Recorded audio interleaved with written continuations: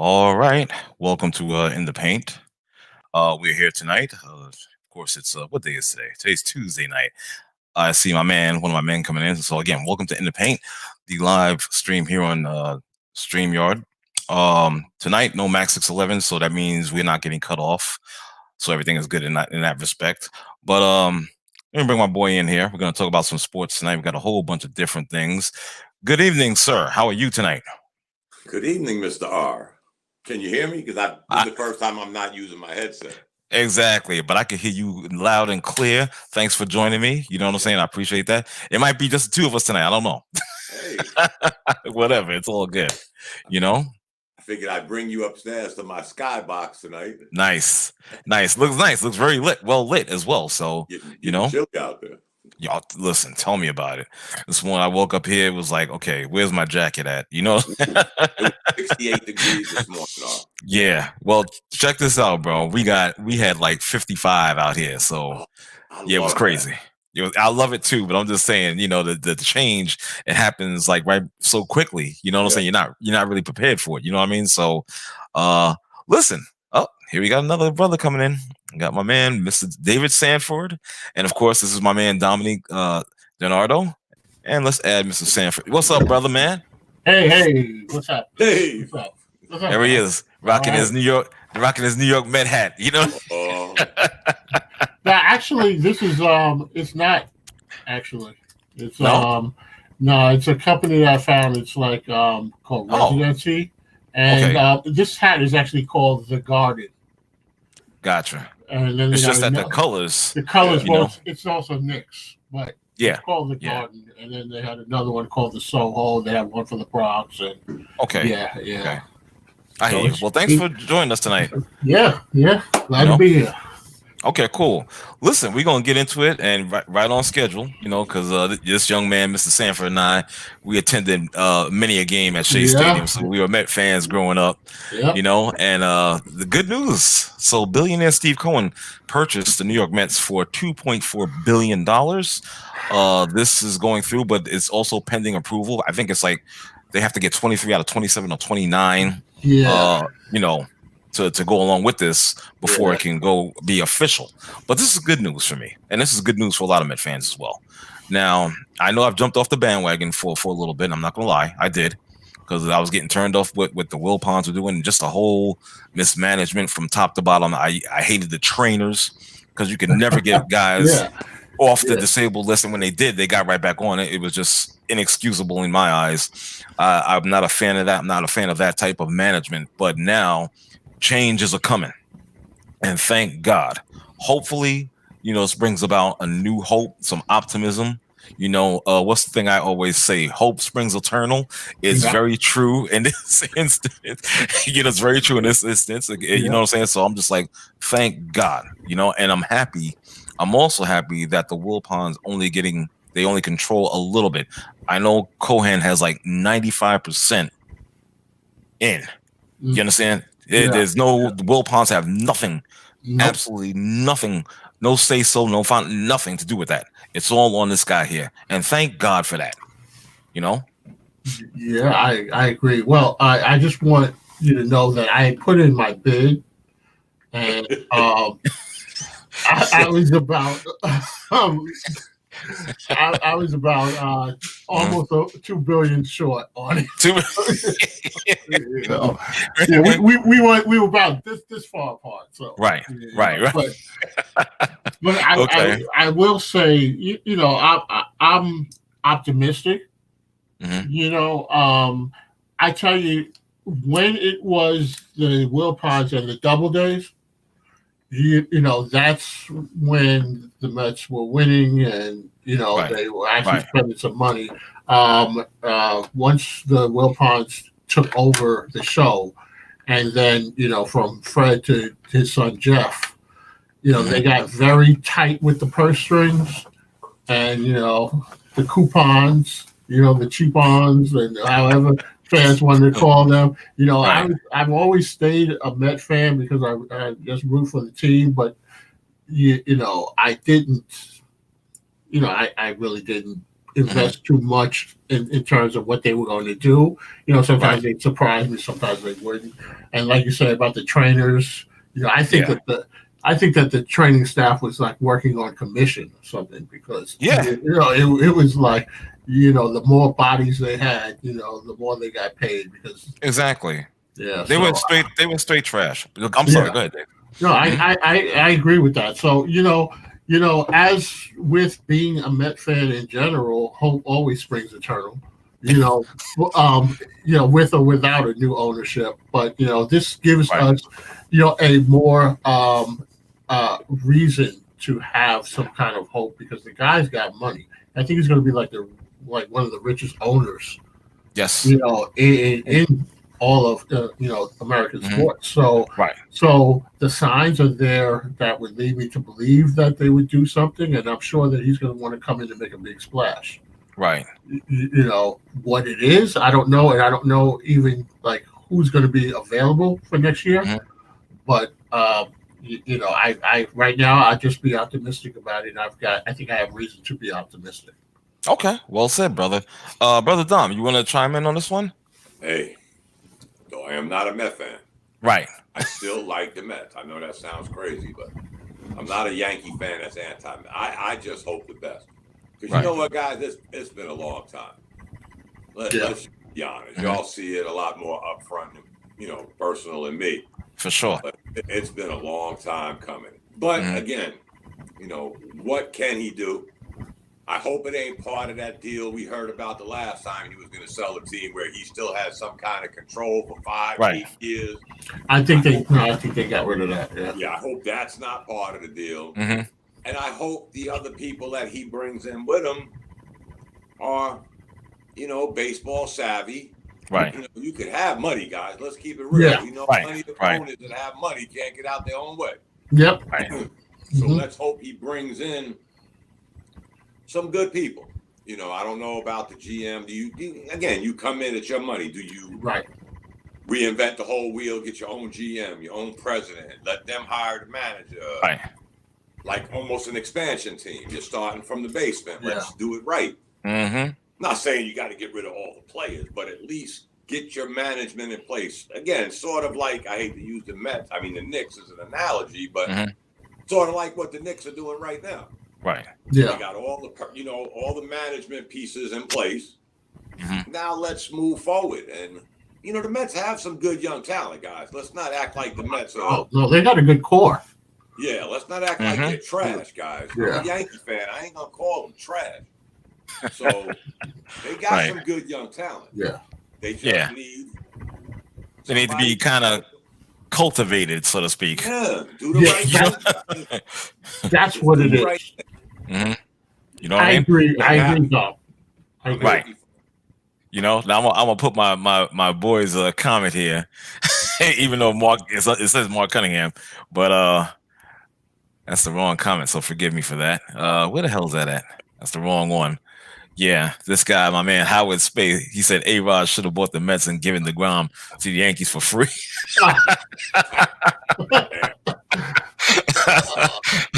I'm like, dude, you're tripping. You're tripping. So now you put up Mark's comment.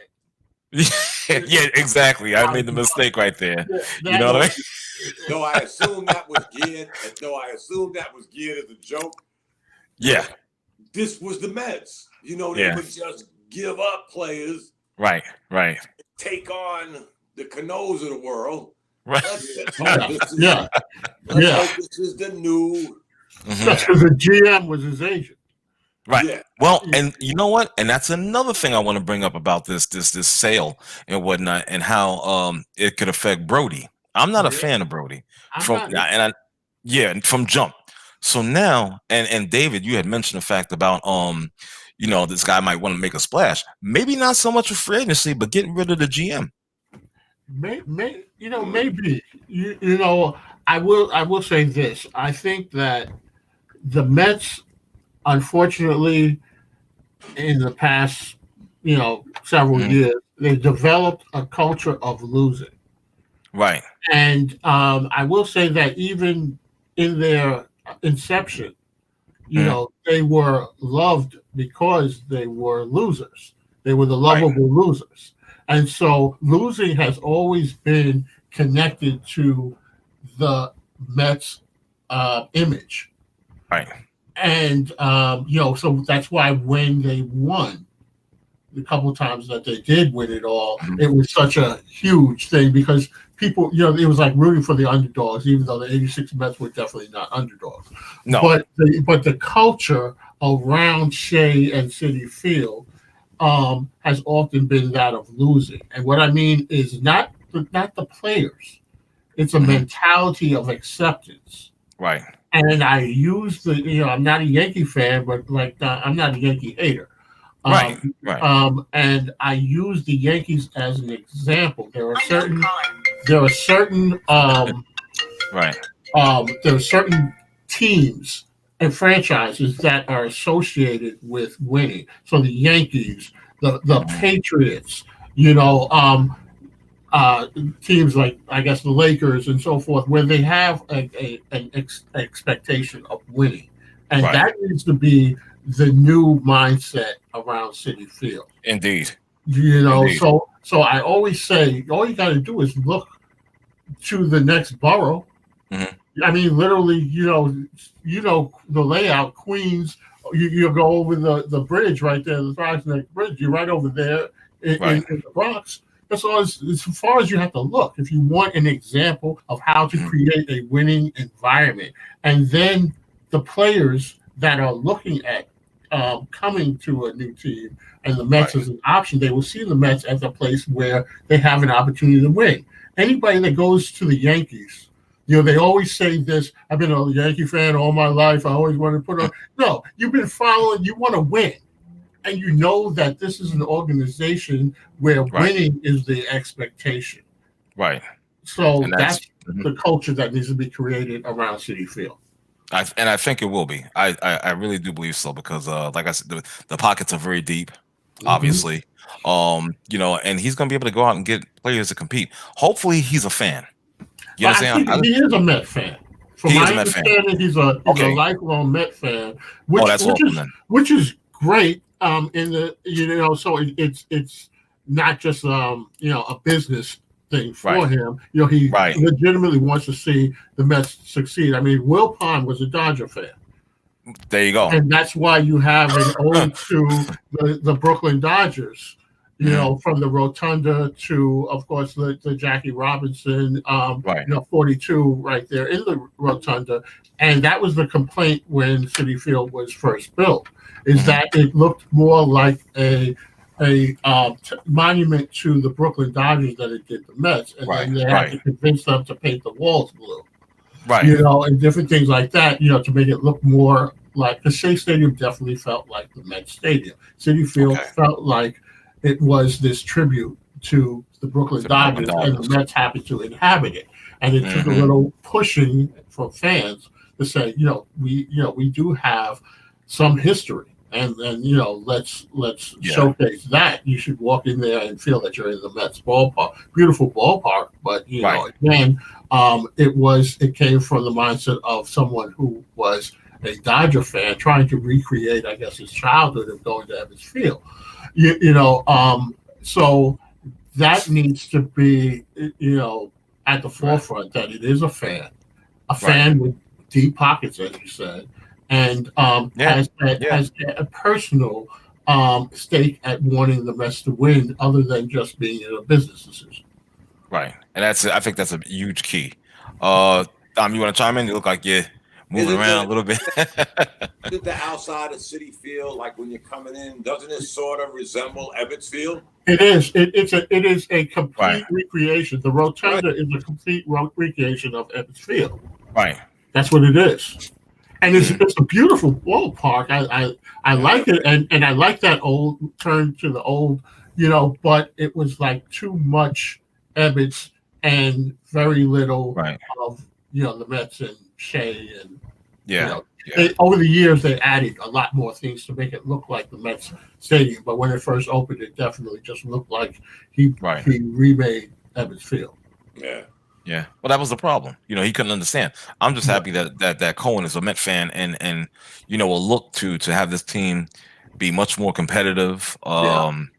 on a consistent basis, so to speak. Yeah. And get this team going, man. This is right now. There's no reason in the world, and I know it might take a little time to get it all put together, but there's no reason why this trend, the culture of losing, as you referred to, David, should continue to go on with a new owner like this. You understand? It should be a change. Absolutely not. Yeah. So we'll see from that point. You know what I'm saying, guys? Yeah. Let's do a little moving on. I think we got the bishop is in. All right. The house. Good evening, Sir Bishop. What's up? How you doing? Doing good, man. How you feeling, brother? What's going on, fellas? How you doing? All right. Happy to be alive. Yep. Indeed. All right. Yes, indeed. We're gonna move on. With my brethren. Who? My brethren. The stutter man? The stutter?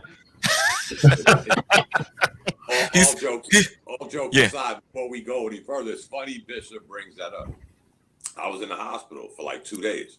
Oh man, I hope you're all right, man. I mean, what happened? They found, some blockage and wow. The hospital for a few days. It wasn't, nothing major, but they caught it. Thank God. Yeah, thank God. Man. But Bishop brings that up. That's, guys, trust me, that's another reason why I decided let me start coming in the house and do this, because I haven't smoked in like I was going to say, yeah. This is the first time I see you in the house. All right. Stay in here, I don't know. But I again, guys, it's weird. I don't want to get off the sports tip, but the funny thing is I've challenged every trigger that made me smoke. Like in the morning, I wake up, have my coffee, I go sit outside like I always did, but now I have a toothpick. Okay. So now I decided, So it's been almost 2 weeks. Congratulations. Let me tell you what's true about that. You have to break certain, habits. And I'm not just exactly. You understand? Like you just said, Dave. And that's just what it is, man. Because once you stop that, you'll be on the road to quitting completely. You know what I'm saying? That goes with damn near every habit. You understand what I'm saying? So to Dom, sometimes that's what it is. Something forces you to do it, because I tell you, I was a long time smoker. What? And from teenage years to my 20s into my 30s. And I quit a couple of times, but then I kept going. And in 2005, I went on a family vacation to Costa Rica, and I flipped on an ATV, broke my ankle in 3 places. Damn. And this was February of 2005, and I had to have surgery. The doctor said, if you wanted to heal quicker, you should quit smoking, because it takes the oxygen away, And I quit cold turkey, and that was March.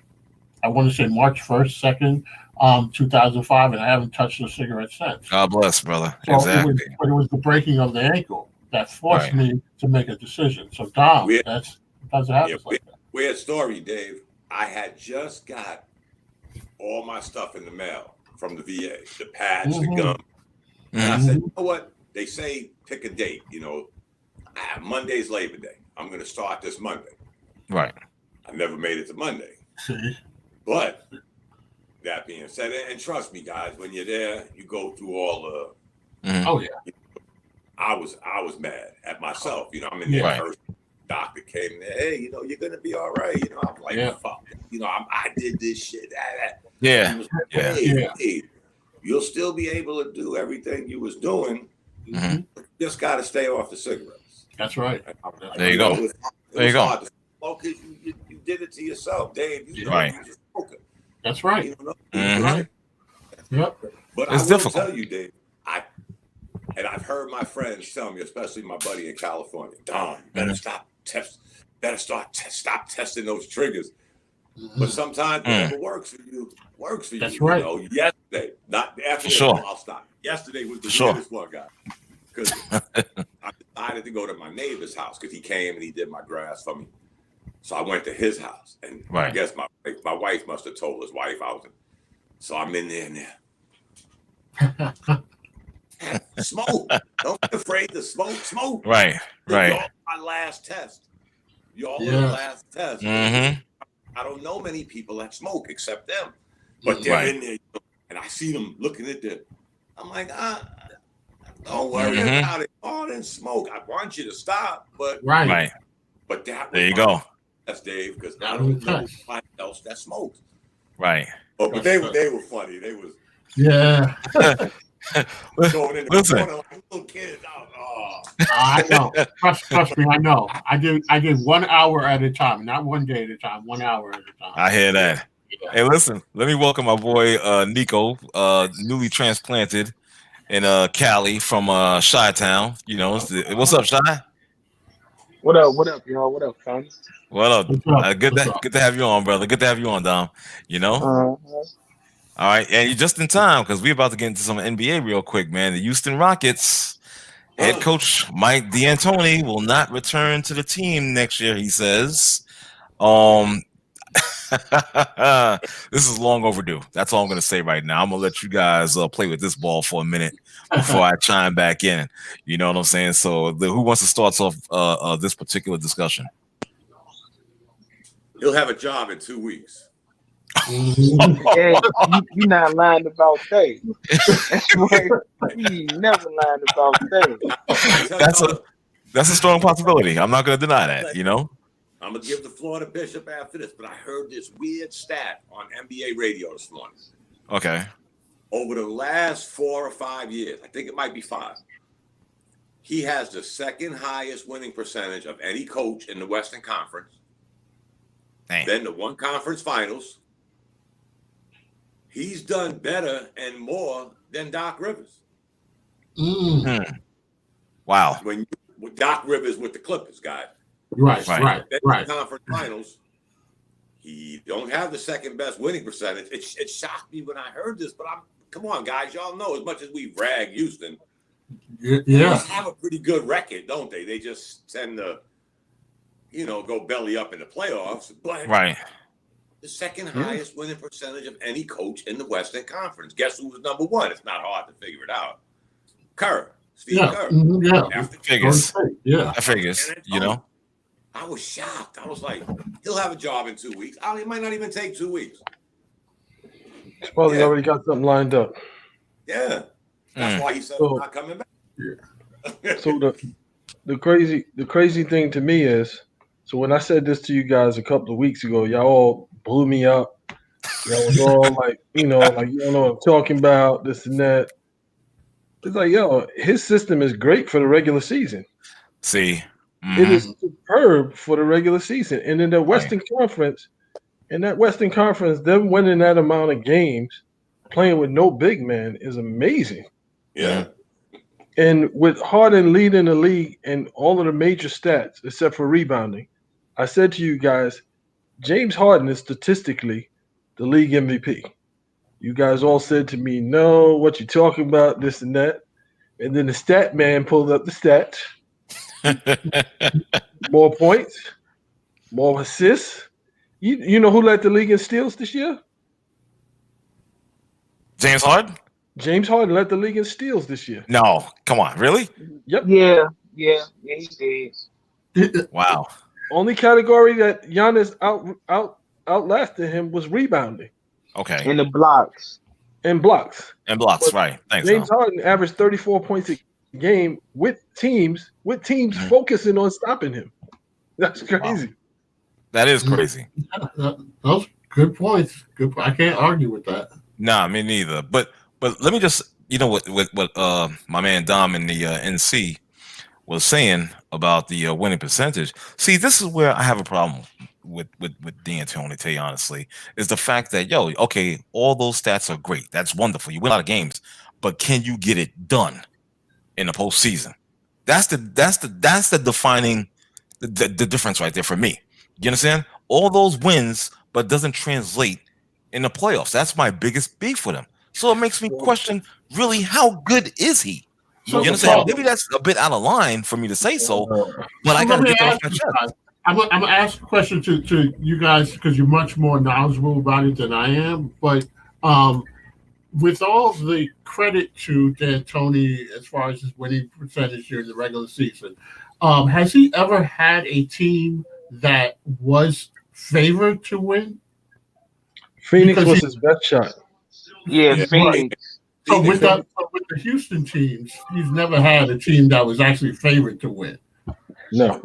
Nah. So I just wonder. I mean, I'm not a D'Antoni fan. I'm not a D'Antoni fan. I'm just asking, the question of, so did he match the expectations, or was it that he actually, failed? Because we're looking at his losses, but who did he lose to? It depends on who you ask, Dave, and Bishop and Arno. There's some people in the beginning of the year pick Houston. You know, maybe have been a wild card, just small ball might work. But as far as him being like the consensus favorite, no. But I will go back to what I said. He went out with his guns blazing. He went out the way he came in. We're going to do it this way. I'm going to ride this shit till the wheels fall off. Right. Now, can he carry that somewhere else? Well, the problem to me is, and it was like that when he was in Phoenix, because when he was in Phoenix, they had a high octane offense with Steve Nash and them boys and Amari Stoudemire and all of them, but they couldn't get out of the playoffs because what happens is you play teams that are much better suited in the playoffs, and especially once you get past that first round, the teams hone in and they basically take the things that are your strengths away from you in the playoffs, and then he has no answers. Like his in-game adjustment game is so whack. It's so whack. See, again, and I'm glad you just brought that up with his whole in-game adjustment. That's what I'm saying. For a coach that's supposed to be this genius and whatnot, your in-game adjustments are whack. They're trash. Yeah. So again, how good are you? I'm sorry. How good are you? Well, his philosophy, what I said before, stimulates philosophical basketball conversations. It causes people to talk about basketball in a way that they normally wouldn't have. But it's like, dude, like that's not a winning formula. Like that's not a winning formula. You're never going to win the championship like that. Exactly. He's like an analyst dream. They can talk about it. At the beginning of the Lakers series, ESPN, Stephen A. Smith, Jay Williams, and some other whack commentator, and they were actually. I'm like, I'm listening to this pre-game. They actually were talking like the Rockets' style was going to be a problem for the Lakers. Well, this could really be a disadvantage to the Lakers because when they do their small ball and this and that. I'm like, are you guys foolish? Like what's going on? Like what are you guys watching? Right. What are you guys watching? Like, do you realize they get ready to play LeBron James and Anthony Davis? So how much of it though do you think is the analysts and ESPN and the others selling the series? It's like that's what it is. But they've got to promote it and they've got to give the fans, or the casual fans at least, a reason to want to be invested in this series. They don't want to go out and say, well, LeBron and the Lakers are going to run all over them, and so why bother? So they give reasons, and then what? Sometimes like a broken clock. Sometimes they may strike it. Right, and then they can go back to it and say, "See, I told you this, and I said that," and it promotes that. But I think a lot of that is just hyping it up. That was just foolish talk. That was just foolish talk from the beginning. It was just foolish. And just for the record, Boston just lost in overtime. Did you see that? I got the Heat win. I got the Heat winning 4-1. The Heat are surprising me. I haven't paid attention. Yeah, I can't. I haven't paid attention. I think we've been talking about these guys for a few minutes now. Not really. Yeah, exactly. Game. Not really. The Heat got 9 dogs. 9 dogs. 9 dogs.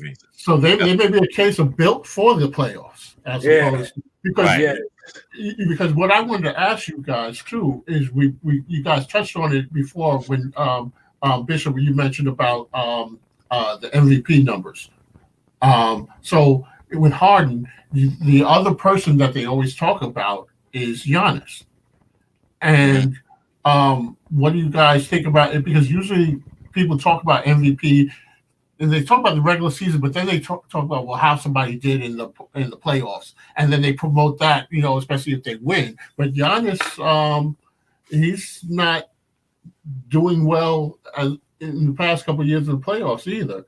So I wonder what the comparison you guys have as far as what the argument would be made for one versus the other. He's going to get it because he's the safe choice.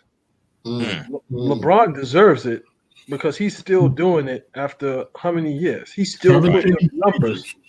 Yeah. He's still putting up numbers, but they're never going to give it to him again because of his social, his outreach and his activism and so forth. So because he doesn't shut up and play ball. Yeah. Right, whoever has the most, I'm not going to vote for him. So Giannis is the safe choice. Giannis is the safe choice because they won a bunch of games in a weak Eastern Conference, and you can see how weak the conference is because again you get spanked by what was Miami? Miami was what seed? 5 seed? I think they the 5th or 6th seed. 5. Yeah. They're the 5 seed, and if Orlando had a couple of more pieces, they would have took them to Game 7. They probably would have. I don't even doubt it. Right. Hey, Orlando always win like one game in the playoffs and then get swept. They've been doing this for like I think 2 or 3 years in a row. Yeah. Straight up. But I tell you, man, let me tell you, as far as the Giannis talk, man, I mean, I agree. He's a safe choice. You're not going to call him Pippen, though, are you? No, I'm not going to call him Pippen. I just think that he needs. And that's not an insult. It really isn't. Yeah. It's not an insult to call him that, but I'm not going to call him that. But what I will say is, Giannis is Giannis. You know what I'm saying? I mean, I think he's a damn good player. He needs to do some work on a few things in his game. You know what I'm saying? But he'll win the MVP. But I just think that Dom. You know what I'm saying? But I just think that maybe perhaps on another team where there's better pieces, better coach. Definitely a better coach. He could flourish more. Because that whole Budenholzer nonsense is ridiculous. He hasn't developed this guy. Here's a guy he has raw skill, and you've not developed it. You know what I'm saying? You haven't made it a diamond yet. It's still like a very bright, nice looking piece of charcoal. It's not a diamond as of yet. You know what I'm saying? What also hurt them too is them investing all that money in Bledsoe. That was stupid. Right. That was just real stupid. So, people talking about Chris Paul going there. Yep. I mean, we'll see. That'll be a good fit for Giannis anyway, so he can play off the ball more. Okay. I would like to see him play off the ball more instead of him always. He's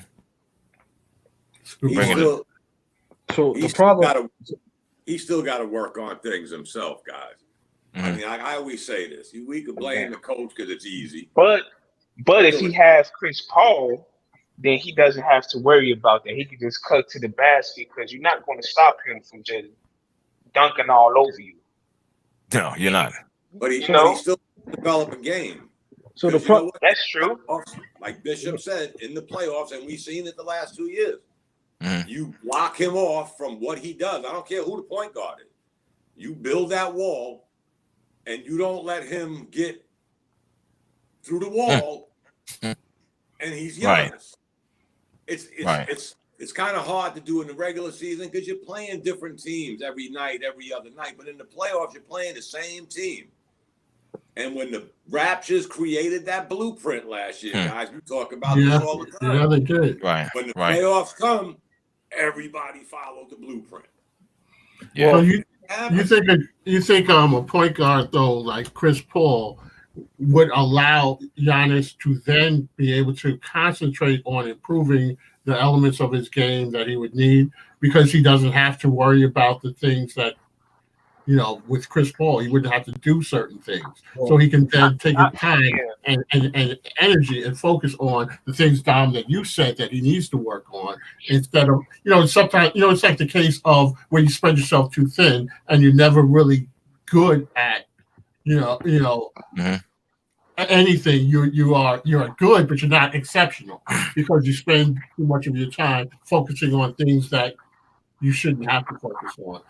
Maybe that would allow him, but I think coaching to identify, because sometimes you have natural talent. A player like Giannis is used to just running up and down the court and doing what he wants to do, and sometimes you need that coaching to identify what your weaknesses are and tell you, you know what, I want you to work on this because you need to develop that. And sometimes because the player's ego and mentality may be that I can do it all. And you need that person to tell you, you can't and you shouldn't have to, and this is what I want you to do. So the way Chris Paul handled himself with Oklahoma, because a lot of people say that Chris Paul was just a bad teammate and all of this stuff, but I mean, he played with 2 young point guards, and those point guards respected the hell out of him, and you saw that. So I think Chris Paul needs to play with players who want to win, and Giannis wants to win. Chris Paul played with Nate Griffin, who's an asshole, DeAndre Jordan, and he played with James Harden, who's an asshole. And now we want to sit up here and say that, well, Chris Paul can't play with nobody because he always yelling and he's hard on the players. Well, that point has been proven wrong with Oklahoma City, because them young guys could have been like, dude, you washed up. We ain't got to listen to you. But you saw how they respected him, and if you paid attention, every little play they made, or if they made a mistake, they be like, my bad, Chris. I'm going to do it this way, whatever, and always listen to him. Okay. Yeah, so the problem in Milwaukee, just my analytical mind speaking here, just my opinion. The problem with Milwaukee is twofold. Well, I say threefold. First, the offensive scheme that he set up didn't match the personnel that he had. So you have Giannis, you have Chris Middleton, who I don't really care what people are saying. Like, Chris Middleton is pristine in a half-court set. His offensive game is pristine. Like, he's pretty much like unstoppable almost in a half-court set. So instead of you structuring an offense around that 1-2 punch during the regular season, you pretty much put the ball in Giannis's hand and told him to go buck wild and everybody eat off of Giannis. Yeah. Right. The second thing is like the point guard situation. Giannis needs to play with a point guard that will catch him on cuts, that will push the ball up, that will create defensive imbalances by the way they push the ball and keep the tempo of the game, so that he can get easy baskets, so that he doesn't have to grind in the playoffs. In the regular season, it's fine because he's taking the ball out the basket on the defensive end and taking like 3 or 4 steps, and then he at the basket dunking. In the playoffs, you don't have that luxury. Nah. So you need to have a point guard that can hit you on cuts, that you can run pick and roll with, that can hit you on oops, that can create shots for everybody, and especially in that half court set. And they never. I mean, Chris Paul, I think the money, he would fit, a type of player like that would fit perfectly with them. But the money part, I think he's making more money than Bledsoe, and they've locked up all of their cap space with Giannis, Middleton, and Bledsoe. So it's kind of like, if you sign Chris Paul, then that means you got to get rid of some other players. A lot of players. Yeah, and then on top, and they said he was dipping into the luxury tax too. Yeah, and then trying to get somebody. Yeah, and in Milwaukee, that ain't really an option unless. And it's like, and then again too, it's like, unless you know for sure as the owner that you're gonna win a championship, I don't even think these guys are really serious about paying out that extra loot just for the sake of impressing the fans. They'll just ride it out, get the jersey sales, get the people coming to games, and just live with that. So I've been to Milwaukee maybe about 3 times. Spent time there. I got family there, and it's definitely a very blue collar town. Right. You know, and so to your point, you know, Bishop, about that spending the money and stuff like that, you know, to an extent, this is not New York, this is not LA, this is not, you know, a big market like that, and you know, the fans are they're not. That's not the way they think. They want to see, you know, that put on your hard hat, go out there, you know, earn the dollars, and that's what they support. That's what they appreciate so much. I know they got the new stadium. Yeah. They got the new stadium, but I mean, what money paid for that? Right. What money paid for that? When you look at Bledsoe, we went over this last week, Bishop. Yeah. At the end of the road, right now, Chris Paul's making twice as much as Bledsoe. Yep. Bledsoe making 18 million, Paul's making 36, 37, and it goes up the next 2 years. So at the end of this contract, he's making close to $42 million a year. Yeah. So even if you touch the salary cap, guys, and the tax, you're still gutting a lot of contract. Yep. Yeah. Now, where do you go from there? Do you get these, again, one and dones? I don't mean college players. I mean like the Knicks have been doing. Keep grabbing these one and dones to fill positions just to get one player. Fit good in it? You know who I think right now would fit good with them? Who? Trey Burke. Yeah. Oh. He's at a point in his career. He's at a point in his career where he's settled. Yeah. He knows who he is. He's going to play how he needs to play. He can hit that shot. You got to respect his shooting ability. He ain't going to cost you a whole lot of money. And he's a scoring point guard at face. He can score. And you have him in that second unit too. You can have him playing with that second unit too. So in the first unit is Giannis and Middleton, and the rest of them, they eat. In that second unit, you eat. Yeah. Yeah, that's true. That's a lot of money. That's a lot of money. I agree, Dom. I think the other game is on tonight. Denver and the Clippers, right? It's going on right now, right? Yeah. I think it's a closely contested game right now. What are your guys' thoughts on this? I know people are talking about Denver. You know, people want Denver to win now because they was down 3-1, and well, the Clippers have a lot to worry about. You know, I know Dom in LA. Well, you know, California. We was discussing this a little bit. You know what I'm saying? And I expressed a few concerns for the Clippers. I asked a few questions. Dom, let's continue on with that conversation with the fellas here. Let me, first of all, what are your thoughts on this series, brother? The Denver Nuggets is just as a deeper of a team as the Clippers. The Clippers don't know how to stop the Joker. That's who's killing them. If they don't stop him tonight, it's a wrap. But I said, like, in the beginning of the playoffs, I was already going against the Clippers and the Lakers. So if the Clippers get eliminated, well, it happens. You know? But I kind of saw this. I'm like, I don't think one of those teams is not going to make it, man. And right now we seeing it. Paul George, he is having a good playoff series, but when Lou Williams is not hitting his shots and Patrick Beverly just running around crazy, he's willy-nilly out there on the court. I mean, what you gonna do after that? The Denver Nuggets got Michael Porter coming off the bench, and they need to pay him more because he can score. You got Plumlee, he do what he do. I mean, Gary Harris just came back. And Paul Millsap is starting to play because at first he wasn't really doing nothing. No, he wasn't. I got this team winning, man. Now I told Max 611, I'm like, next year or give it a few more years, the Denver Nuggets gonna be a dominant team. I don't care what nobody say. I hear that. Well, didn't they take a step? They took a step forward because, you know, they're one game away from the conference finals. But again, they're not. They're right where they were last year. Okay. Series before the conference final. But the difference this year is Michael Porter Jr. Right. Okay.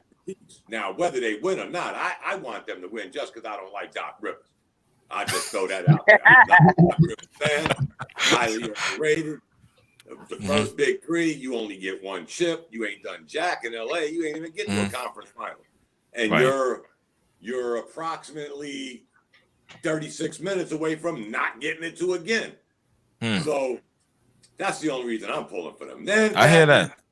I hate to keep looking. I wish the Nuggets would actually lose in a way because I'm tired of seeing Michael Porter. We've been over this a couple of times where the Knicks passed on him. So I'm getting a little sick of seeing this kid. But that's their Hey, we passed on them too. So they went 7 games with Portland. So they're not getting no further than they did last year. If they lose tonight, they got as far as they did last year. Okay. Correct. My perspective is a little bit different. Yep. So when I told you guys when the Utah and Denver series were playing, I told you guys that I hope both of the teams lose. They should blow both of them up. Oh yeah, I remember. They both suck. They don't play any defense. I still feel the same way. I think the Clippers just took their foot off the gas on the defensive gas, and it allowed these dudes to get confidence. And it's like, I don't understand. Like, it's really simple to beat. It's really simple to beat them.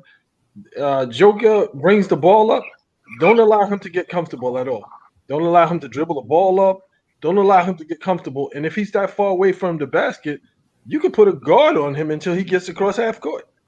Like, make him work for everything. If he's taking that ball out and bringing it up court, you're going to have to work. You're going to have to work. Every time because that's what happens. He dribbles the ball. He gets into his flow. He gets that feel. And next thing you know, he's taking 1 foot fadeaway 3-point shots. Nothing but net. And he's doing that like all game. I'm like, driving. Yeah. He drove 94 feet on him. 94 feet. As a 7-footer. That's why I was like, what the hell? But right. That's what I'm saying. If Patrick Beverly keep running around here with his head cut off, because he's supposed to be guarding him. If Joker is bringing that ball up the court, he's supposed to put Pat Bev on him. But Pat Bev he's just as out of control as Westbrook. I would buy what Bishop's saying about the gas pedal and all that. But you was up 16 points in the last 2 games. Last 2 games, this series, you had the foot on their throat for 2 games, deciding game. We shouldn't even have won Game 7. Game 5, you're up 16. Game 6, you're up 16, and somehow, some way, you lost. And guess what? It ain't like the Clippers been shooting the lights out. Right. They are basically predicated on their defense. Yeah, they got Paul George and Kawhi Leonard, but depending on what, the way the moon is set up that night, Paul George is still Paul George. Let's just keep it real, guys. Until this guy can prove himself in a big playoff series, he's still Paul George. Right. And guess what? You gave the Nuggets this much rope, and they've run with it the last 3 games. Yep. You got to give them credit. Again, whether they go home or not. Right. They definitely showed. They messed up. They messed up. And again, has there been a Paul George sighting? Anyone? Yeah. Yeah. I mean, he's been balling, but the problem to me is like when they had those leads and they just started like laissez-faire. Most of the time when they have those leads and they bring that second unit in, I think Dom had made the point like Lou Williams, Montrezl Harrell, and these guys, they basically hold the fort. Right. They basically hold the fort. But I don't know what's going on with Lou Williams. Like he's been like absent or MIA in the series to where it's enabled Denver to get back. So when Paul George and Kawhi gets on the bench and that second unit supposed to hold them down, they're not doing their job. Montrezl Harrell is scoring, but Lou Williams, I'm like, where are you? Where are you? Maybe he's got his eyes on those chicken wings. The funny thing is, guys, in both of those losses, in the third or the fourth quarter, in both of them games, they held the Clippers to 17 and below in 2 of those games. The third quarter and the fourth quarter of one game, they held the Clippers to 16, 17 points. What was Lou Williams scoring? Wonder what Lou Williams scored those games. I don't know. I'm just saying as a team. Right. Because he gets most of his buckets. In the last 2 games, the Clippers have barely cracked 40 points in the second half, maybe 43 points. That's Lou Williams. That's Lou Williams. That's Lou Williams. It's the same thing with Siakam. Yo, when you deliver a certain amount of points, a game, and you don't do that, and we don't have anybody else, and you turning the ball over, then this is what happens. Lou Williams is not. I don't know what's going on with him. Same thing with Siakam. You average 22 points a game, and then in the series you average 12 points a game or 13 points a game, and like 4 turnovers a game in crucial points. So it's like, I mean, I think the Clippers will win the series, but it's just an embarrassment, right? Because it's like, yo, you've been talking all of this smack. All of you guys been talking all of this smack. Ain't nobody won nothing except for Kawhi. But you all been talking like y'all NBA champions, like y'all 2-3-time NBA champions, and everybody just supposed to know how it's gonna go. You've been talking about LeBron, talking about the Lakers, the cross-team rival, and this and that. You need your own arena and all kind of nonsense. It's like, dude, like you ain't doing nothing, and you got embarrassed. So let me ask you guys, but before I ask you this question, I want to go back to Dom's point about Michael Porter Jr.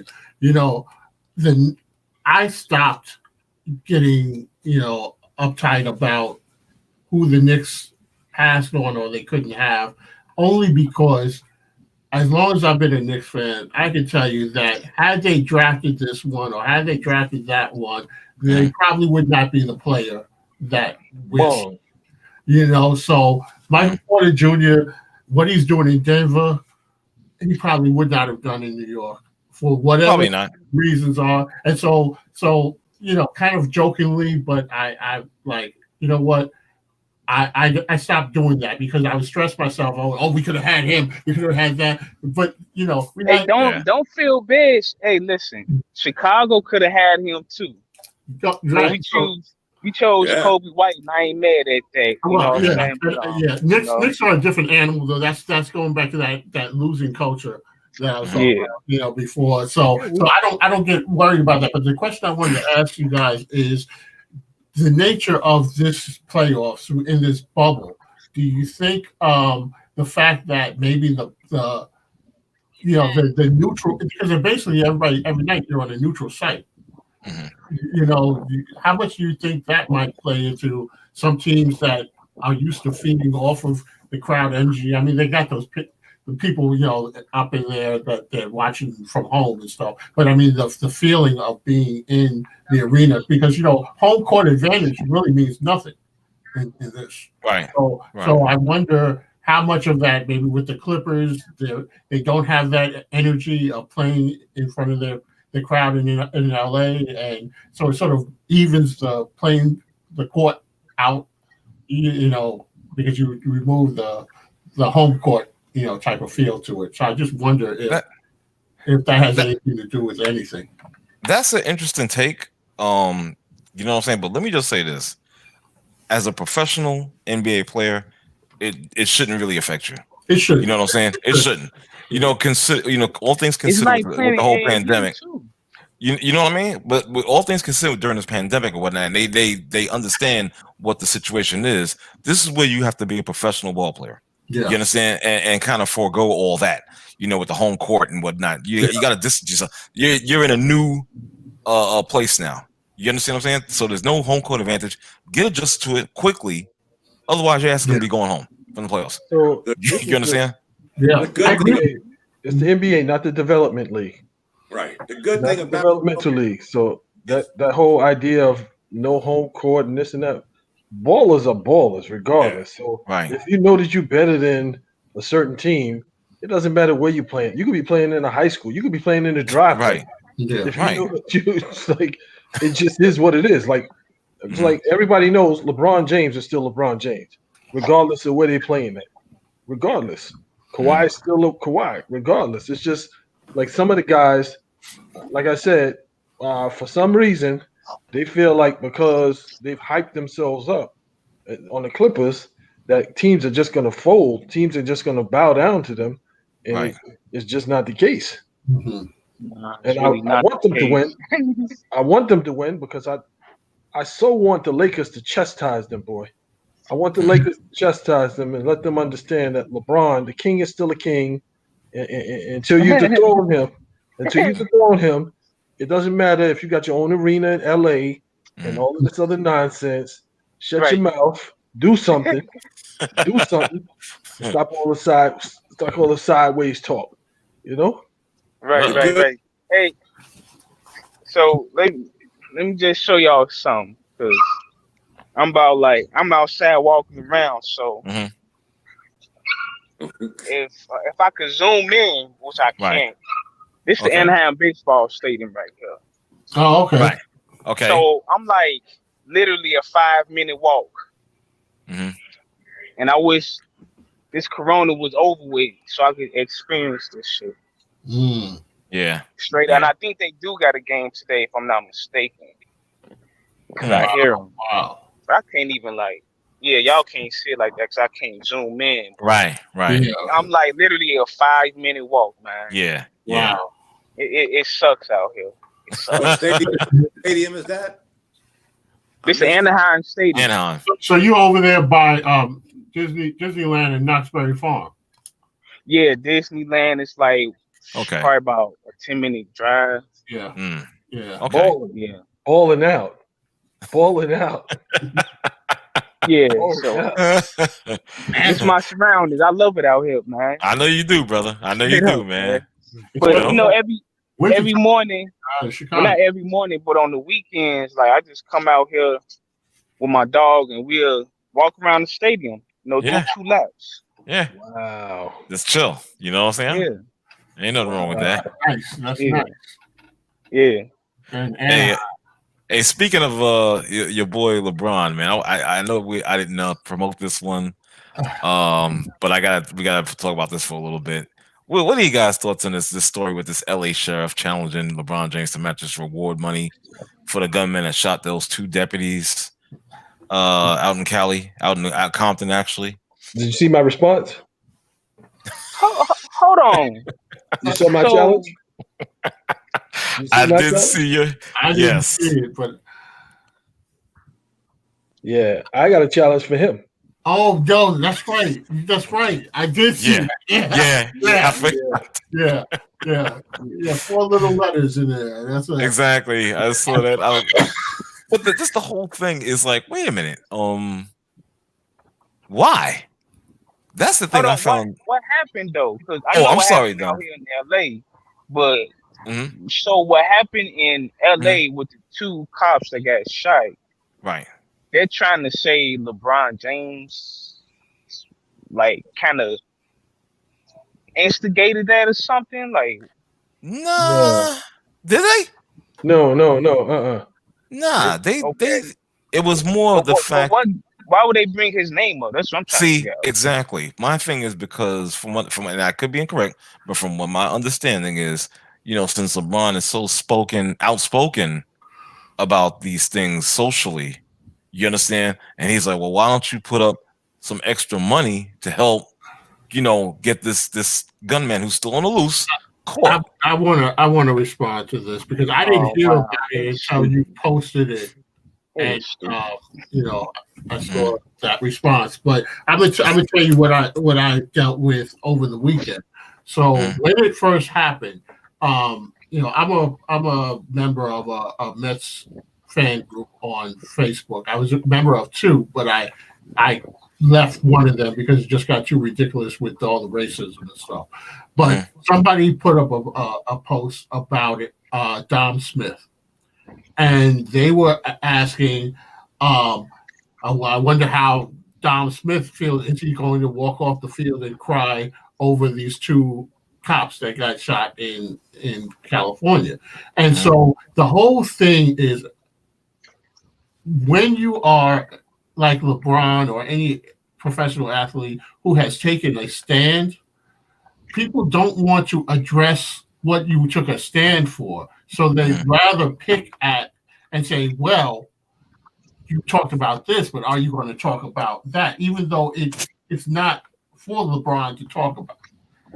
We don't need, there's enough people in America that are outraged and can speak up on behalf of the cops and what happened in California, but they want to tear down LeBron or any of the athletes who have taken stands about, police brutality against Black people, and they want to throw it at him as a way to say, well, see, he's a hypocrite. He's full of crap. Mm-hmm.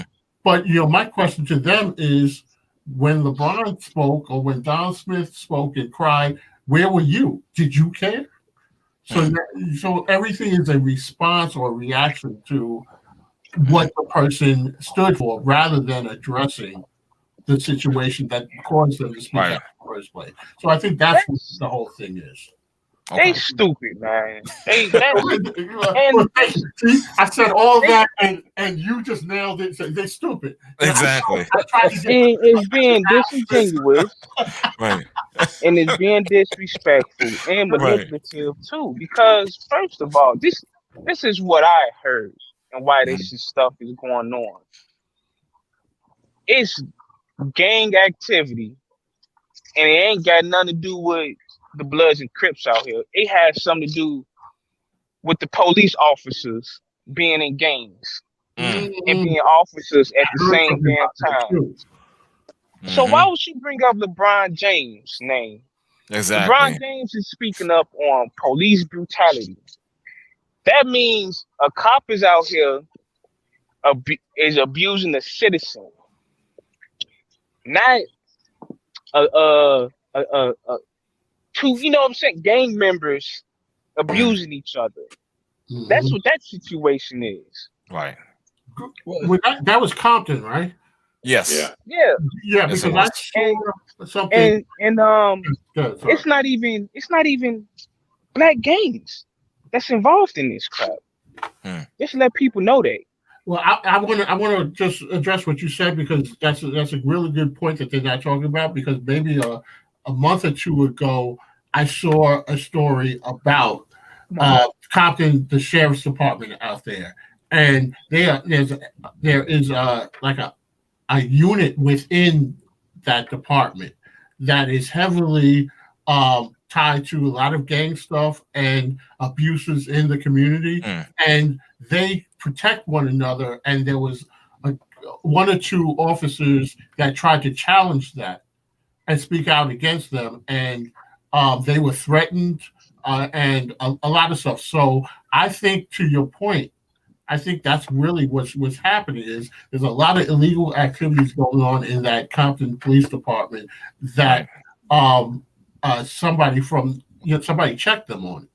And that's the real story behind it. And so naturally, because of the culture and everything, they tie it to what the protests are about and so forth. But I think you're right on that, because I did hear about that about a month or two ago. And some of the officers that were trying to speak out were their lives were. Thank you. Yeah. So a lot of times you hear this too. Like I heard when they were protesting and Milwaukee decided not to play the game. Mm-hmm. That you had people saying the reason why they lost the series because they focusing too much on social justice and the inequalities and racism, and they're not focusing enough on basketball. It's like, dude, how about they're just not good enough as a team? How about that? Because everybody focused on it. Everybody. This whole thing about LeBron, and it's like, dude, like you just want to deflect from the fact that you allowed under your watch for an environment of like corruption, chaos, and unlawfulness. You allowed that to the point where somebody felt the need to walk up on two police officers in uniform in broad daylight, and open up. So what kind of environment did you foster in order for something like that to happen? That's right. Good question. And I want to say one thing too.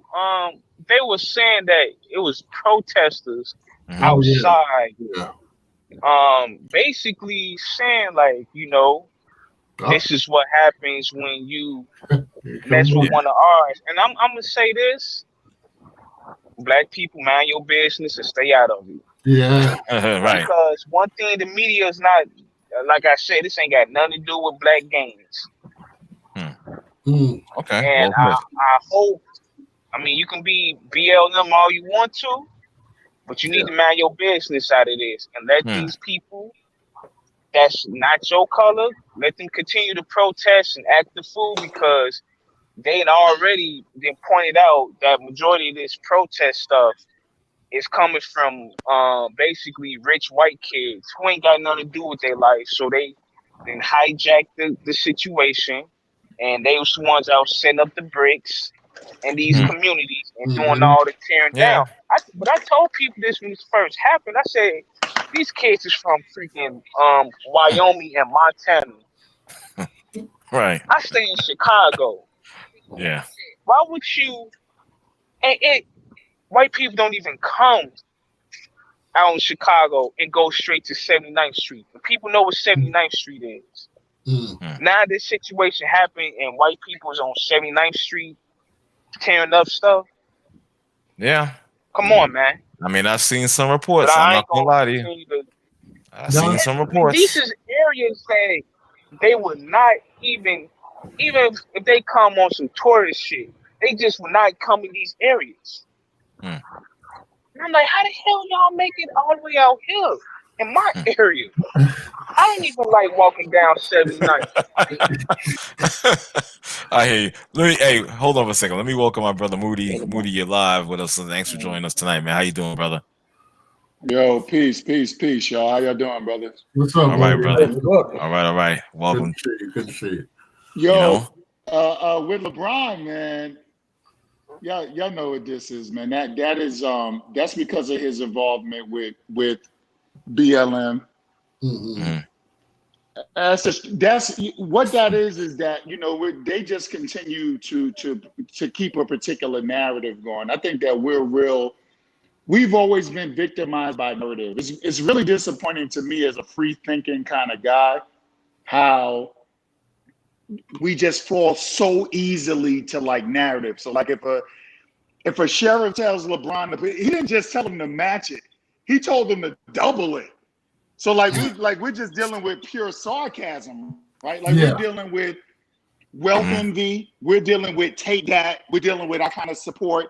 And this sheriff is actually registered as a Democrat, although everyone knows Democrats and Republicans are all dirtbags. Exactly. They're all dirtbags. But what it is that it's just somebody that is saying, if you care so much about Black lives, well, not cop lives. Well, here's the whole thing. First of all, I don't think that anybody that hates crooked cops literally hates like good cops. Especially when you deal with a lot of kids that come up like in the inner city and things like that. I grew up in the police athletic league, Golden Gloves and all that. What the fuck are they talking about? Like nobody, there's not a person out there that doesn't like a good cop. We grew up in communities where the cops walked the beat. They actually walked the beat. And they actually stopped and they talked to the neighbors. And nobody ever wants to see a good cop get hurt. I don't know about those cop situations. I don't know about I don't know if they were in a gang or not. Here's what I know. I don't condone it. And if I find out further information about it, maybe I'll speak on it a little differently. I don't condone it. I think that this was another attack on Black Lives Matter. We seem to have a lot of people attacking like a particular movement where we can find flaws in anything. I know that everything that is perfect, I can find a flaw in it. From whether it be any of my brothers and my sisters or me or any content, it could be in the paint. It could be the Jeff is Moody show. It could be anything. It could be your favorite team. The reason that I don't openly attack Black Lives Matter and I don't do all that, and with all due respect, I don't tell people to mind their business and do all that stuff. We didn't get to where we are minding our business. That's not how we got where we are. people put the city of Louisiana. This is almost record time. They reached a $12 million settlement with Breonna Taylor's family. And inside of that settlement, there was also some inclusives on there about police training, sensitivity training, even though the president of the United States says he's going to eliminate sensitivity training because it's un-American. Yeah. Right? But we don't get that where through protests. America is where it is through protests, even before Black people were able to protest in America. America is where it is from protests from the Boston Tea Party and before that. So when you tell LeBron to do something, people need to clap back. We don't do enough clapping back. Like, I sent an email to what is supposedly that sheriff's office because I was just curious, and I was like, yo, just got to ask you, did you put $20 on Breonna Taylor? Did you put some money on something and double it? Because if you're telling the athlete to do something because he's speaking out against injustice, and then we keep looking at people saying that athletes shouldn't speak, well, who does speak? An athlete is a tax-paying citizen. Who the fuck can speak? Does the IT guy from Apple, can he talk but LeBron can't? Can the bus driver talk? How can you have an opinion if you drive a bus, right? Like, that's stupid. If you're an American, you have a right to a political opinion, man. So what they're trying to tell LeBron is take that, and they're trying to target him as a part of attacking the Black Lives Matter movement. But let me tell you something really quickly. Black Lives Matter is up over 25 or 26 million non-violent protesters. I don't know who put bricks in places. I suspect it. But let me tell you something. With this administration and what we've seen from this country right now, wouldn't shock me if it was 2 MAGA people that shot 2 cops that was sitting in the car. Just to set everything back. We gotta stop letting people tell us what, man. Look a little deeper, wait a little longer, and see what's up. So big up to LeBron. I don't think LeBron gives a shit about that. Like, I think that sports talk is wonderful. I think it's wonderful, especially when people do it as well as all of you. Hey, Angus, I meant to tell you and Marquis, y'all regular guests, any one of these guys would have a sports show that I would tune into all the time. I agree. Any one of them. These guys, these guys are awesome. Like, I tune in not only for my brothers and not only because the talk is great, but y'all have some of the best guests, period. Because all of these guys have the ability to hold their own and do something. Exactly. So listen, with LeBron, one thing, Angus, before I get out of it, all of LeBron shit is bullshit. Y'all, people are mad because you want to attack a movement that has historically been nonviolent. I could put on a Trump hat right now and go assault Juicy Smollett. Does that mean that I'm MAGA? Like anybody could do anything and yell BLM. Yeah. Anybody could do anything and yell blood. Anybody could do anything and yell Crip. Anybody can do anything. If you don't know the facts of something, if you don't know the root of something, stop following narrative. Because we always go into these elections and we always go into these crucial times. We always go into their like self-bickering about the most silliest fucking shit. You got a guy in charge right now that if you think that is your man's in them, you're gonna find out this is the same dude that is letting white militia govern cities with the participation of police.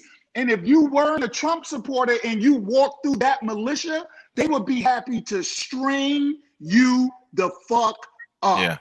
We gotta stop walking into these moments elbowing each other. Get together for 1 minute. LeBron, do your thing. Athletes been speaking out since John Carlo and them standing on a podium holding black fists in the air.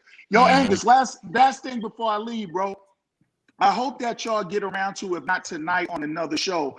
I really think it is important, something that I posted in the group. I think it really is important to talk about John Wall in that video of him. Yeah, You know, we're like all the Bloods, and like I don't like telling people what to do with their money and their freedom and their time and stuff, but there has to come a time where like us, and when I say us, I'm not just talking about black folks. I'm talking about all people that are like-minded.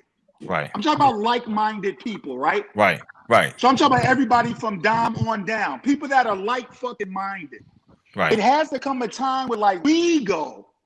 Nah, I'm not fuck this. I'm not accepting this no more. If Biden and Harris or if they're horrible alternatives, you know what I'm going to do? I'm going to be more active in all. I'm going to stop saying lesser or two evils in voting. I'm going to start being super active in everything that goes on in my life. That's all I'm saying. So big up to LeBron. Shout out to y'all. Peace. We'll get into that Friday. Now look, you see I'm getting out of here quick instead of talking for an hour because I know. Sometimes Moody got to shut the fuck up. Hey, I love you, man. I'm gonna keep watching. No, peace and respect. Yo, Angus, you got crew over here listening to you too. It's more than one person, dude. Okay, it's all good, B. I appreciate the support. Let's go. And the Friday we're gonna do that. One love, you already know. Salute. Yeah. My man. That's my man Moody right there. You can blink me out because I'm about to drink heavy. I'm getting ready to drink heavy. I don't want to be a bad influence on the kids. Peace out, brother. So what happened with John Wall? Oh man, from what you want somebody want to take that one? No. I seen the video, but like, did something happen? Like, well, it's I think it's more of a reactionary thing, and people have very definitive feelings, on that. It's probably divided. So there's many ways to look at it. So that's just what it is. You know what I'm saying? So, all right, because I seen the video and I'm like, here we put the yin and the yang, man. Yeah. But I'm gonna say this, man. We just come from that area in our neighborhoods, and we got influenced and joined it and surpassed it. And this is since social media is out. Everybody wants to just make everything look bad. I mean, yeah, you need to grow up. You know what I'm saying? Right. And not do that on camera. But I don't feel like, going at him for that, man. I hear you. Well, like I said, everybody got an opinion on that, brother. You know what I'm saying? So we're gonna get. Because we know how gangs started, and I'm not gonna go through that whole spiel. I just don't feel like I'm starting to get tired of that stuff. But then it comes to this because you got a bunch of squares who didn't come outside when they was young. So then they get older. Now they got something wrong with the gangbangers, and that shit be pissing me off. People talk about Pookie and Ray Ray and them. I get tired of hearing that stupid shit. That's because you was a square and sheltered your whole life. Right. Don't mean you gotta wait till you're an adult and get to talking about gangs and stuff. Like, I don't like this. And, now, come on, man. Well, I hear you, Dom. I get it. But I think we're going to get into that a little bit more on Friday. Hopefully it'll be a show. You know what I'm saying? So you guys will hopefully join. Listen, let me get into some NFL stuff. And the first thing I'm going to kick it off with is simply this story here. Skip Bayless, who I hate. Should he be fired for his insensitive comments regarding Prescott's brother committing suicide? Have you guys heard about this story? Yeah. Hey, could you just summarize it for me? Well, you know what? He questioned Dak and his leadership because Dak was in a depressive state that his brother died, of suicide. You understand? And anybody's going to feel that way about a close, loved family member. Sure. You understand? So he, and Dak brought this to the light, and let me tell you something. Mental state of people is a big time topic here. You know what I'm saying? In this country, you know what I'm saying? Mental illnesses, I mean, depression, these are all big things. You understand? So him being a man and addressing this, you know, and here comes Skip with his bullshit, saying that he's not. He shouldn't be saying stuff like he's the leader of America's team and blah blah blah and all this other nonsense. That this guy should be fired. I'm not a fan of Skip. I've never been a fan of Skip from day one. You understand what I'm saying? And his just quote unquote hot takes are whack. They're garbage. Period. You understand? They're baseless. And that's instead of Bayless, or should I say, what is his last name? Bayless, it should be baseless. Yeah. Factless. You understand? I mean, that's just or Skip say less. Yeah, exactly. You know what I'm saying? Well, you gotta think too, like how has he made his name? By just saying outlandish, brash, nonsense. He has. He You're right. started riding LeBron James. Then he went off LeBron James onto KD. And it's like, it's a theme with him. With like, it is. I think it's some sort of like envy.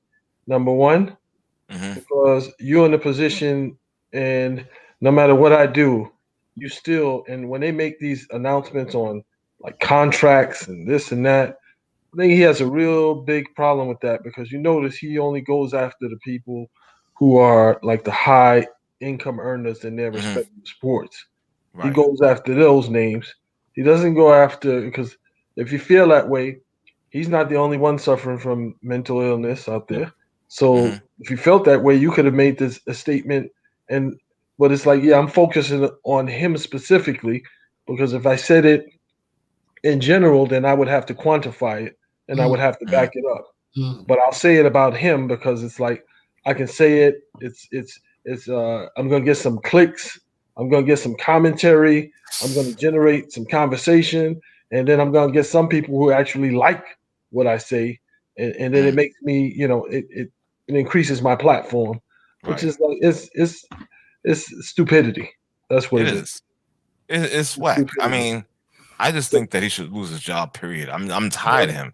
You know what I'm saying? Because how do you feel when that quarterback I forgot the quarterback who retired because he was going through some mental stuff?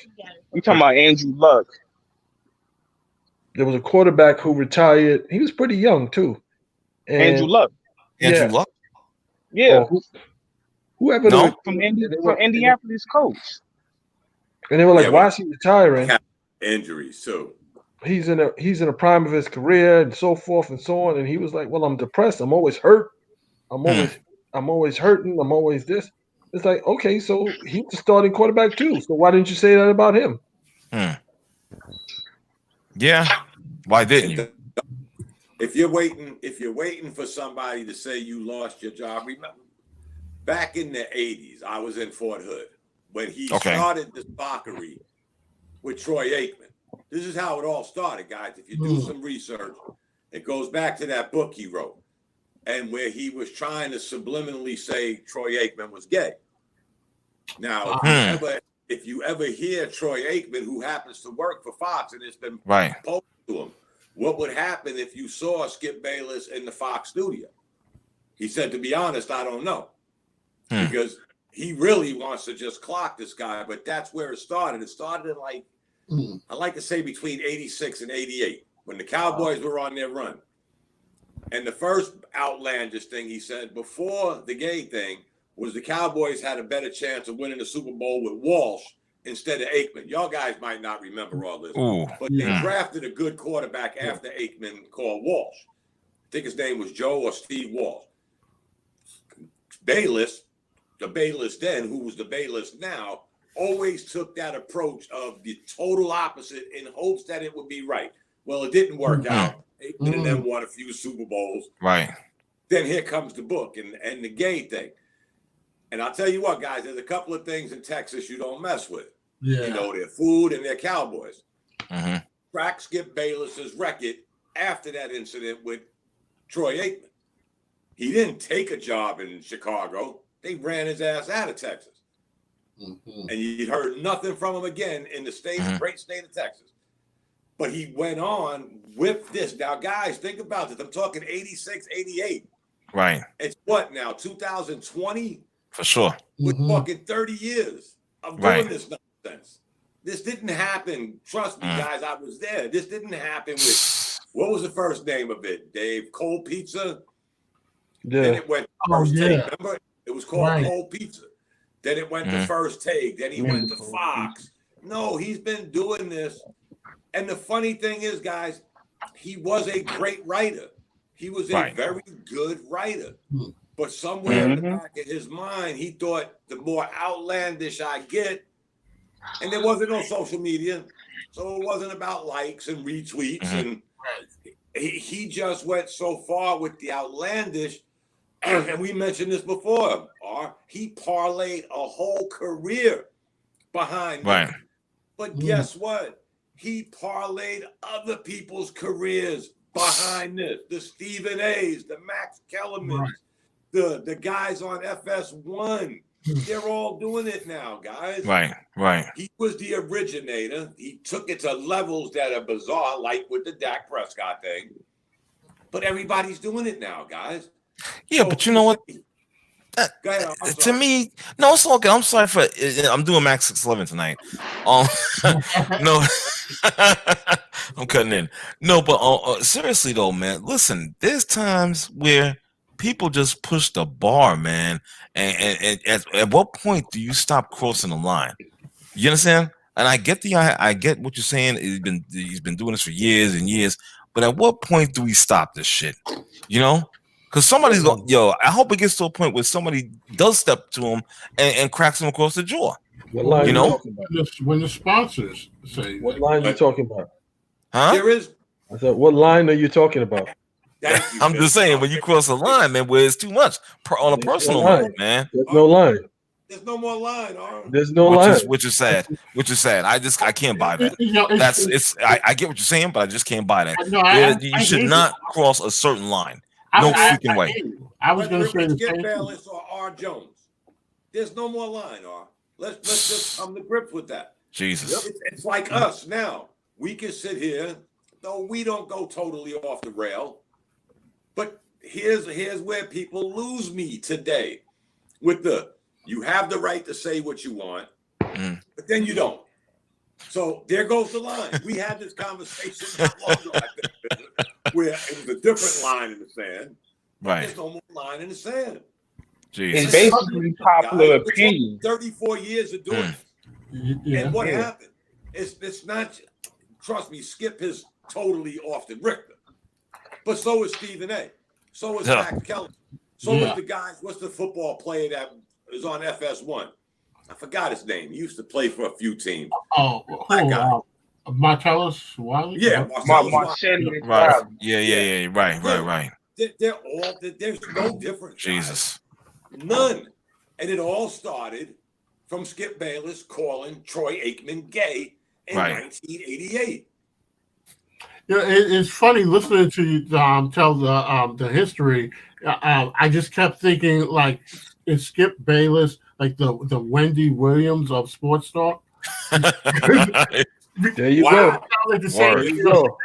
They ran her out of New York, to Philly, and then she came back, the new and improved. It was because of her that we got Charlemagne, and you know, but it's true, you know. But my thing is, I always say this though, you know, if you got the right to say what you want to say, and I tell this because I work in a high school, and you know, kids run their mouth.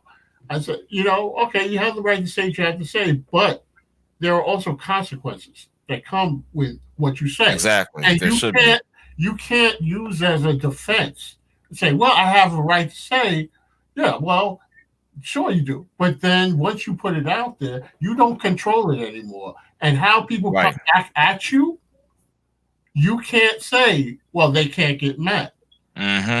So Skip and that kind of journalism is making people a lot of money. Right. And people continue to watch it and talk about it. And so the more outrageous, the more people talk about it. And that's why the line is there. It just keeps getting moved and moved and moved. If you think about it, Mm-hmm. Do you think Charlemagne the God is really a journalist? No, not at all. No fucking way. No. Now, you gonna say something, Bishop? Go ahead, brother. Well, I'm saying the appeal for Skippy is the fact that people tune in to listen because he's going to say something outrageous. So people are listening in because they want to hear the next outrageous thing that he's going to say because it gives them something to talk about. And then hear, and it's like, you know what? Yeah, there's something wrong with people like that. I'm sorry. No, but you know what I'm saying? The question that I would ask is, well, how do you know he's gay? Right. Been there? Right. That's what I want to know. Like, how do you know? Right. And why do you even care? Mm-hmm. Pretty much. It went further than that, guys, because not long after that, Troy Aikman got married. So he was sort of like this. He's gone now. He's out of Texas now. So he was like, again, with the outlandish. He got married to cover up that he was still running with this. Troy Aikman has said, you can find quotes. Google Troy Aikman, Skip Bayless. I never heard this story. That's crazy. He's still Google Troy Aikman, Skip Bayless. Put them together, and you'll find one comment that he's afraid that he would still punch him in his face. They've never met face to face since. Wow. As far as we know. Right. As far as we know. As far as we know. As far as we know. As far as Troy Aikman is concerned. As far as we know. Right. I gotta tell you. He left Texas. And Wow. Troy Aikman, Google it. These are Troy Aikman's words, not mine, guys. That he's still afraid to this day. Like you said, somebody's going to get clocked. What I'd ask is, why did he choose him out of all of the quarterbacks? Why did he choose him to throw this accusation out there? It's like, you got to read in between the lines. Yeah. It's like, how would you know? If you're a straight man, how would you know? Right. For sure. Under the bus. He was trying to say another draft pick was a better quarterback than Aikman. So then Aikman and the Cowboys win the Super Bowl, so that's out the window now. Right. Then he goes with another story, just like he does now, guys. Come on, nothing's changed. It's horrible. He did the same thing to LeBron. He did the same thing to LeBron. Yep. He did the same thing to KD. He did it to us. Yeah, he did the same thing. So it's like, it's so funny because it takes me back to one of the, I guess, saddest or most ridiculous moments in, I'd say, New York sports journalism would be, remember when Piazza came to the Mets and they had all the rumors, and then he had to actually have a press conference on the field before the game to dispel the rumors that he was gay. I mean, I remember that. Come on now. This is what we're doing now? Yeah. It's not even about baseball. Right. So think of some of the things we're talking about, guys. There was no social media involved. No. There was no social media involved with Piazza. No. Right. But it still took off. Yeah. It did. It's scary now, guys. We have this conversation all the time, with social media. The yin and the yang. The yin is gone. There's no more yin and the yang. You got that right. Overthrown. I say this all the time. Mubarak was overthrown due to social media. It has never recovered after that. It has just become a yang since then. There's no more yin. It's just a yang. That's it. Throw it on the wall, hope it sticks. Even if it don't stick, it's near the wall. Right. It's what we have now. It's freaking crazy, man. It's ridiculous now. You convolute it by keep throwing stuff, and before long, you get a mixed mash of all things, and something's gonna stick. Yeah, you're right. You're right, Bishop. His career. That's how he based his career. Back then, the stories I'm telling you, and he's still doing the same thing. We're talking 30-something years It's ago, ridiculous. Guys. That shit is just so stupid. I heard Angus was a woman beater. I heard, I Come on. Don't even do that. That would run like wildfire. Exactly. Thank you, Dom. That's why he changed his name. Nah, with son. no evidence. With no Nah, evidence. yeah. I'm believe gonna that. sue you for defamation of character, brother. But you know what? I didn't say it. The bishop said it. I didn't say it. The bishop. You are the bishop, okay? All right, Angus. But you know that's but it's true though. It's funny when you throw enough stuff on the wall, and at some point there's enough stuff there that you can no longer see the wall. All you see is the crap that's on. You know, and that's what people focus on. And so when you throw these things together, like with Google now, if you do a Google search, you know, all the BS is there too. And so people start seeing it as, well, there must be some truth to it. Right. You know, but you got to be careful with that too, guys. For anybody that's, again, attended a higher learning facility, education wise, there are certain things you can't use as a reference. Right. Google, Wikipedia, you know, right. Yeah. You know, there's certain things that aren't factual, guys. It's sad that we got to say this as grown men, but there are things that are not source documents. Right. That are not references. They're just, again, Dave's analogy. Just keep throwing it, and the wall is crowded. So now you got to sift through the wall. Yep.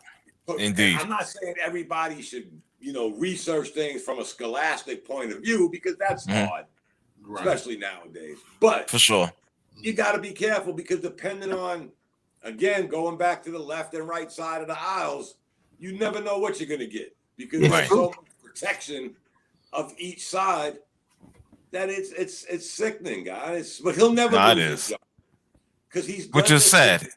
Which is sad. He got a bonus leaving ESPN. So you think Fox is going to fire him? No. Really? They're going to give him a reward, a bigger office. Yeah. Oh, God. A bigger office. I must be living in fucking bizarro world. I'm sorry. I'm very old. Yeah, I really am. I am. I'm old school. I like I said, I just don't understand that. I'm like, okay. Let Shannon Sharp say some of the stuff that he's saying, and they'll be like, "Whoa, wait a minute, wait a minute." You already know. This is not a representation of this organization as a news source. He goes off the charts too, Bishop. Yeah, I'm just saying. Even they parlayed this stuff into a $10 million a year contract. Yeah, doing the same thing. But he's not the leader. He's not the leader. He's the piggyback. He was a good writer when he wrote for the Philadelphia Inquirer. He was a good writer. Yeah. Skip Bayless was with the Dallas Sun, but they took this portion and just parlayed it's disgusting. Into a $20 million contract. Yeah. God. Yep. You can't knock the hustle. It's absurd. It's absurd. It's sickening. Right. Right. Knock the hustle. Yeah. Hey, y'all. Oh no. I'm about to go ahead and get off here. Okay, brother, man. All right, now. Take care. Thanks for chiming in, my dude. I appreciate it. Yeah, I'll be on Friday.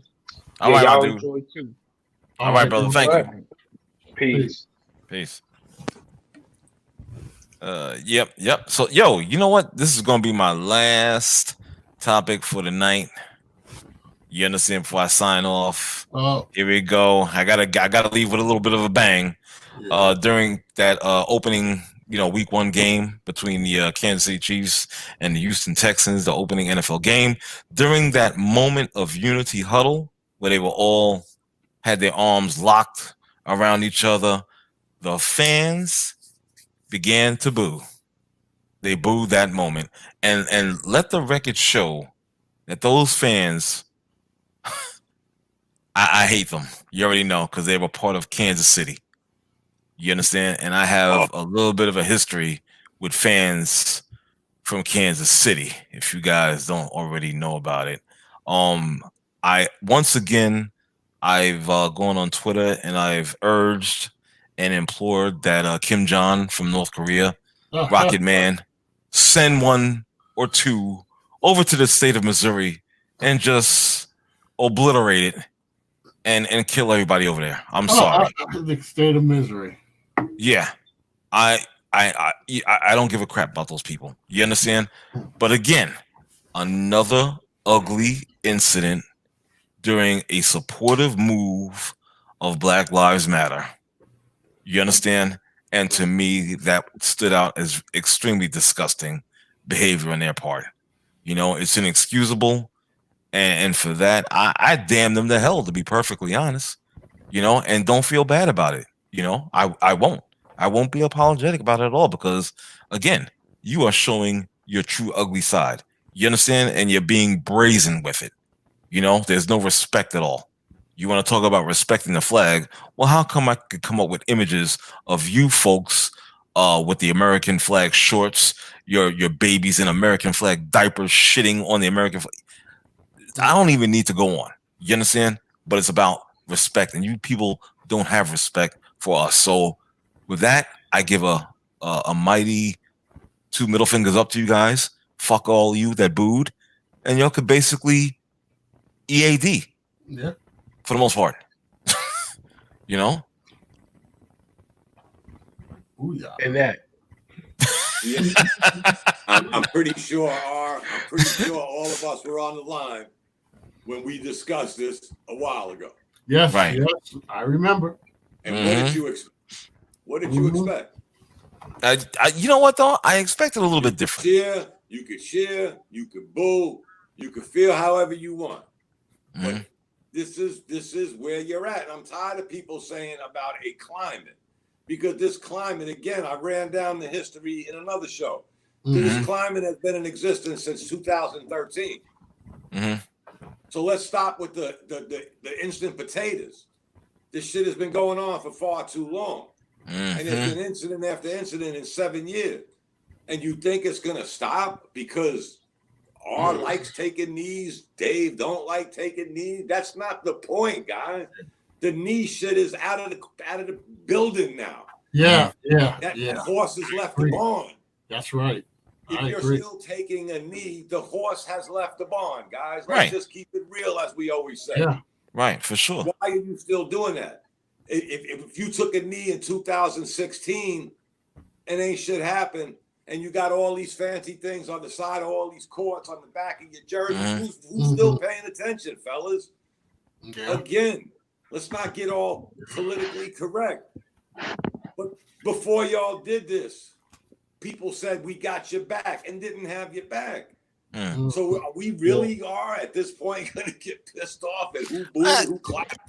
I'm sorry. Really? It just ticks me off, man. Don't get me wrong. It just ticks me off, and I respect what you say, brother. Trust me, I do get it. But it is, man. And let me just say this one last thing. Oh well, maybe not my last thing, but I can't do it anymore. I'm not condemning anybody that does want to support this league and watch. I can't. I just can't. I can't give my one little puny Nielsen point to the ratings of this bullshit league anymore. I can't do it. You know what I'm saying? I could report on games on this show by looking at stats and all that stuff, but as far as me sitting in front of my TV or if I'm at work and I have my cell phone, whatever, I'm not. Nah, I'm done. I'm sorry. Maybe that's a weak ass take, but that's just my personal take, and I'm fucking done with the NFL. You know what I mean? The audacity. It's not about the knee. It's not about this. It's not about that. The bottom line is it's the audacity of black pride.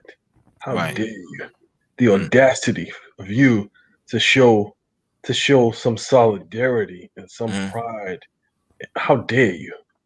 How dare you? Think about the ownership of the NFL and where the mindset, where everybody's coming from.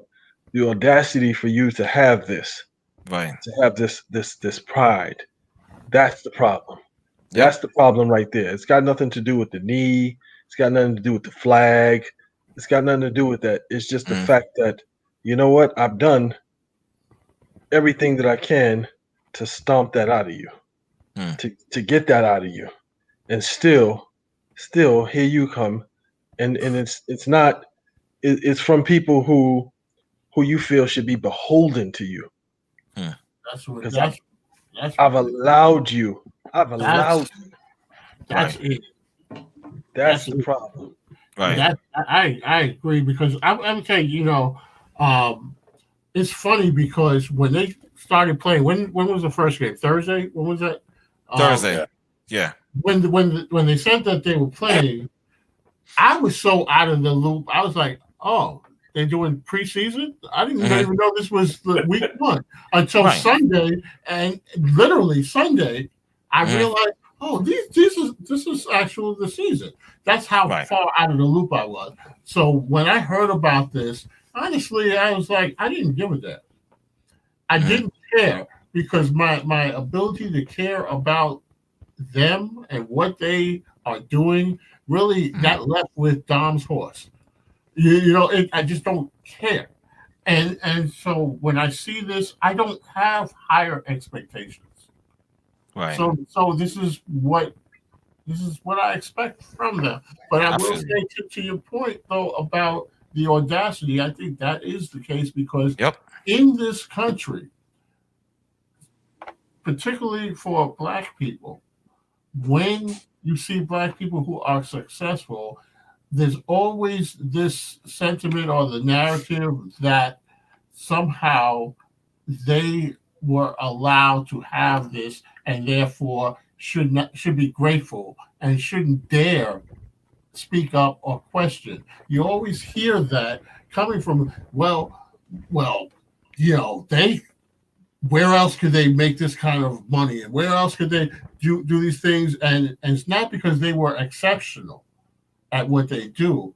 It was somehow that they were given this opportunity that they wouldn't have somewhere else, and therefore, how dare they speak up? How dare they do anything besides dribble or run with the ball?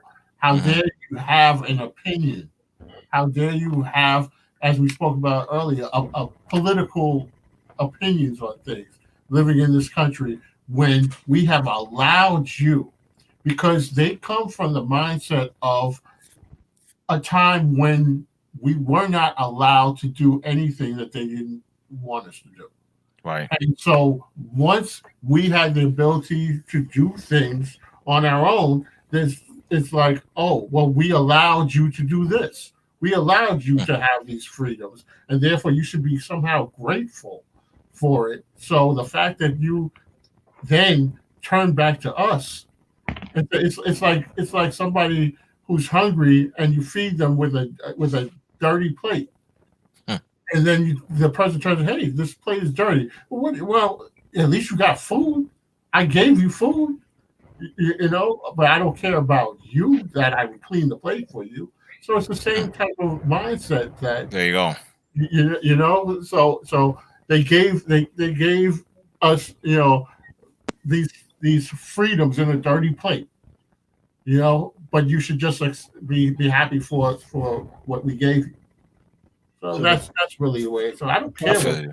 The problem is the root cause of the problem is you want to know?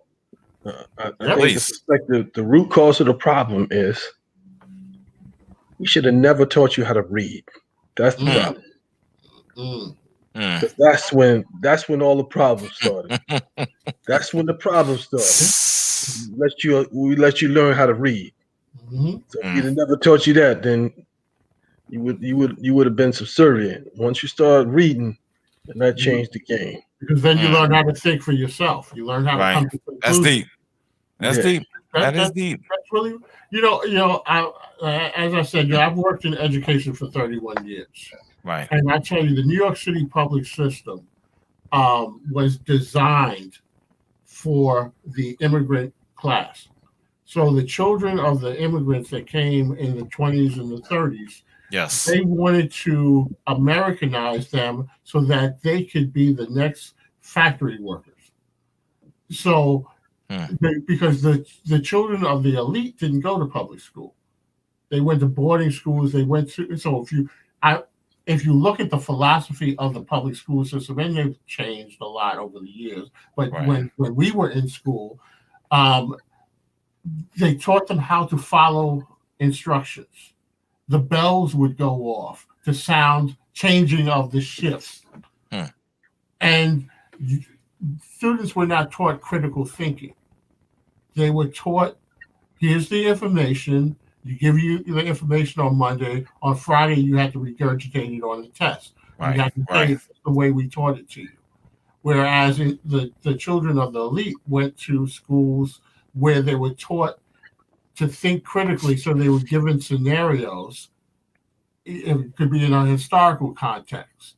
They talk about a war, a great battle. Well, here are the elements that brought this about. What decisions would you have made? And then they challenge each other and so forth, because that is the class that they expect to lead. So leading, you have to have these critical thinking skills, whereas the working class, they wanted them to follow. Right. And so educationally, it was designed to keep people in a certain place. And so when you talk about reading, that comes with discernment, critical thinking. And so that goes opposed to, if you're trying to hold somebody back, you want them to believe the narrative that you presented to them, that this is where they should be. And they should be happy being there. Right. But once they start reading and they can take in information beyond what you are giving them, then it causes them to question. And the last thing that they want you to do is the ability to question, especially them and their authority, the audacity to question their authority, the audacity to question the laws and what we've provided for you. That's where the sentiment comes in. So that's the anger. The anger is not the need. It's the fact that who told you that you even had the right to have something other than what we've provided for you? Right. Yep. Well said, Dave. Well, I think you watching this game? Nah. I'm gonna get ready to once I get off, but they're doing it again. 3 minutes. Oh shit. Where's Paul George? Third quarter, and the Clippers got, I think, now 10 points in the quarter. Where's Paul George? Where's Paul George? Oh wow, yeah, because I was looking before Clippers. Oh shit. I'm gonna have to get into this. I'm gonna have to get into this. 16 again. Where's Paul George? Where's Paul George? I don't know. Where's Waldo? Don't be a Skip Bayless. Where's Waldo? You know what I'm saying? But guys, I'm gonna end this broadcast. All right. So you guys enjoy the rest of the game. I'm gonna get ready to get into it my damn self. But again, thanks to my man, the Bishop, David. Thank you for calling in, Dominic, as always, and my other Dom on the West Coast. Appreciate him for being here as well. Thanks, people in the chat room. Thanks all for the support. Yeah. Moody as well. Exactly. Thank you very much for that. I forgot. Mr. Mac, wherever you are. He's still moving around slowly. He's trying to get that Wi-Fi working. Exactly. All right, guys. Thanks for chiming in. Appreciate you guys. All right, brothers. Take care. All right. Take care. Here we go.